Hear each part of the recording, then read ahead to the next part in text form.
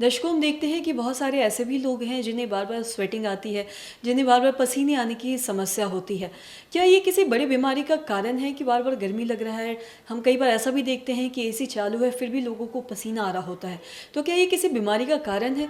इसी पे खास बातचीत करने के लिए आज हमारे साथ मौजूद है डॉक्टर खालिद हुसैन।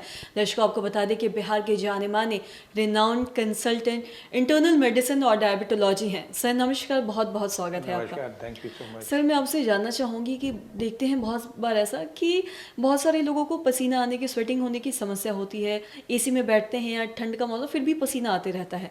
तो क्या ये किसी बीमारी का या डायबिटीज़ इसका कोई कारण हो सकता है? एक्चुअली ये तो मल्टीफैक्टोरियल है, बहुत सारे डिजीज़ेज़ में ये सिम्टम्स रहता है। तो पहले तो जो है इनका एंडोक्रिनोलॉजी का टेस्ट ये थायराइड का करवाना चाहिए। थायराइड डिजीज़ में भी ऐसा होता है कि बहुत ज़्यादा पसीना आता है।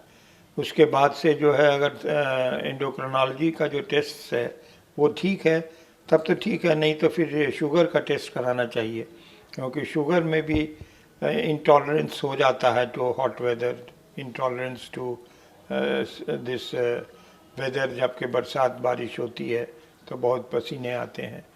तो इन केसेस और जो कि कंफर्म डायबिटिक्स हैं और उनको पसीना आ रहा है तो वो साइन ऑफ हाइपोग्लाइसीमिया है। हाइपोग्लाइसीमिया का मतलब कि शुगर सडनली कम हो जाता है, उसमें भी बहुत पसीना आता है। तो ये 2-3 कारणों को आपको रूल आउट करना पड़ेगा। और ये पेशेंट अगर ओबीस है, बहुत मोटा है, तो उसको रिड्यूस करना है अपना वेट।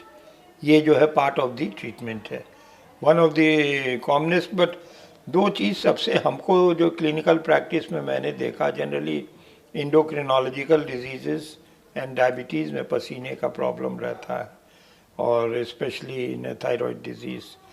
तो ये 2-3 चीज़ को इनकाउंटर करना पड़ेगा और उसका रिपोर्ट्स देखनी होगी। अगर नॉर्मल है तब तो कोई बात नहीं है, मगर अगर एबनॉर्मल रिपोर्ट्स है तो जैसे थायराइड, तो पहले तो कंफर्म करना होगा कि हाइपर है कि हाइपो है।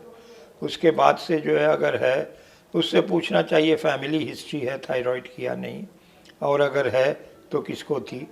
तो इन दैट केस अगर कंफर्म्ड हो गई डायग्नोसिस तो आप ट्रीटमेंट उसका स्टार्ट करें।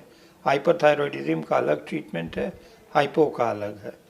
और उसके बाद से आप जब डायबिटीज़ को एक्सप्लोर कर रहे हैं तो देखिए कि उसका क्या लेवल है। इम्पेयर्ड फास्टिंग ग्लूकोज है या फ्रैंक डायबिटीज़ है या इम्पेयर्ड ये दिस शुगर लेवल्स है, तो उसके हिसाब से ट्रीटमेंट करना होगा। और मोस्ट प्रोबेबली अगर आप बॉर्डर लाइन डायबिटीज़ है तो डाइट से कंट्रोल हो जाएगा, और उसके बाद से उसका जो ये कॉज है पसीने का वो भी ठीक हो जाना चाहिए।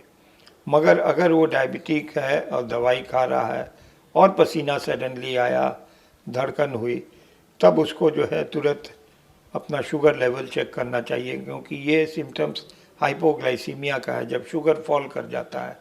तो इन दैट केस उसको तुरंत मीठा, चॉकलेट, खजूर, मिठाई कुछ भी खा लेना चाहिए, और उसके बाद से उसको बैठ जाना चाहिए और फ्लूइड पानी को पीना चाहिए। उसके बाद से अगर शुगर नॉर्मल है तो ठीक है, और अगर स्टिल हाई है तो डॉक्टर से कंसल्ट करके उसको अपना ट्रीटमेंट को रीशेड्यूलिंग कर लेना चाहिए।